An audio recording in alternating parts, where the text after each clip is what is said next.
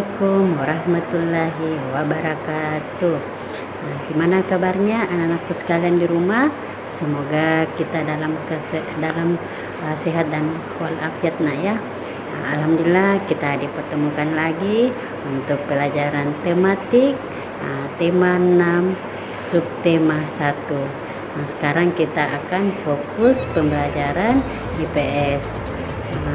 Anak-anakku sekalian, semoga juga di rumah dalam keadaan sehat walafiat ya, dan tetap semangat belajarnya walaupun kita di rumah. Sekarang anak-anakku di rumah siapkan buku paketnya tema 6. Kita akan belajar materinya IPS, tapi sebelum itu marilah kita sama-sama membaca doa belajar. Ustazah pimpin doa belajar ya. Sikap berdoa, tangan diangkat, kepala ditundukkan, doa dimulai.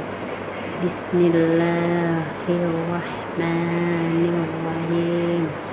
Rabbi zidni ilman warzuqni fahman. Ya Allah, berilah kami ilmu dan pemahaman yang luas. Amin. Alhamdulillah kita sudah selesai berdoa. Pelajaran hari ini adalah IPS tentang sumber daya alam. Apa itu sumber daya alam? Sumber daya alam adalah segala sesuatu yang berasal dari alam yang dapat digunakan untuk memenuhi kebutuhan manusia. Jadi anak-anakku sekalian di rumah, tidak semua lingkungan yang sesuai atau cocok untuk ditanami. Contohnya tanaman ada padi, kelapa, dan teh. Itu beda-beda lingkungannya atau tempatnya ya. Jadi bisa dibagi 4. Ada lingkungan di pegunungan. Jadi kalau lingkungan pegunungan berarti dia cocok ditanami teh, karet, begitu ya, dan wortel bisa.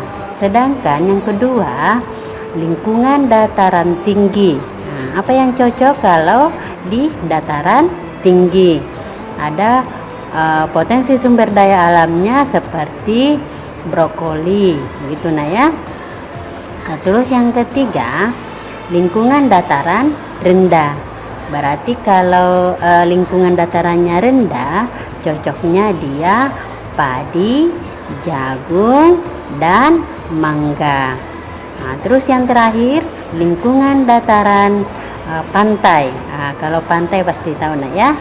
Kalau pantai dia cocoknya potensi sumber daya alamnya seperti ikan, kerang, dan rumput laut. Bisa juga ditanami tanaman bakau. Itu ya. Jadi itulah tadi sumber daya alam. Sekarang kita akan mempelajari tentang sumber daya alam yang dapat diperbaharui.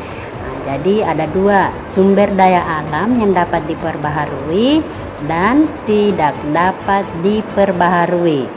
Sekarang Ustazah akan menjelaskan sumber daya alam yang bisa diperbaharui. Contohnya apa saja? Seperti air, tanah, itu ya yang bisa diperbaharui.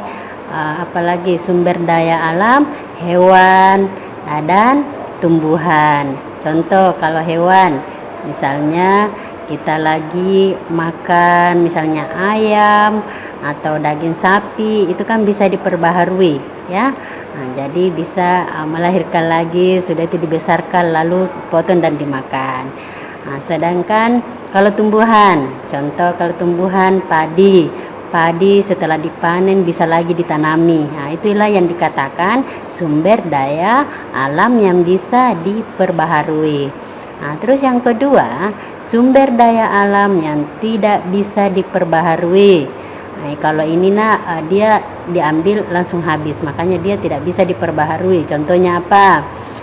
Tambang nikel atau tambang yang di Buton atau aspal misalnya gitu. itu minyak bumi, itu dia tidak bisa diperbaharui, diambil lalu habis gitu. Itulah sumber daya alam yang bisa diperbaharui dan tidak bisa diperbaharui. Dan sumber daya alam ada 4 ya, ada lingkungan di pegunungan, dataran tinggi, sama dataran rendah, dan dataran yang pantai. Alhamdulillah Ustazah sudah jelaskan materinya nak ya.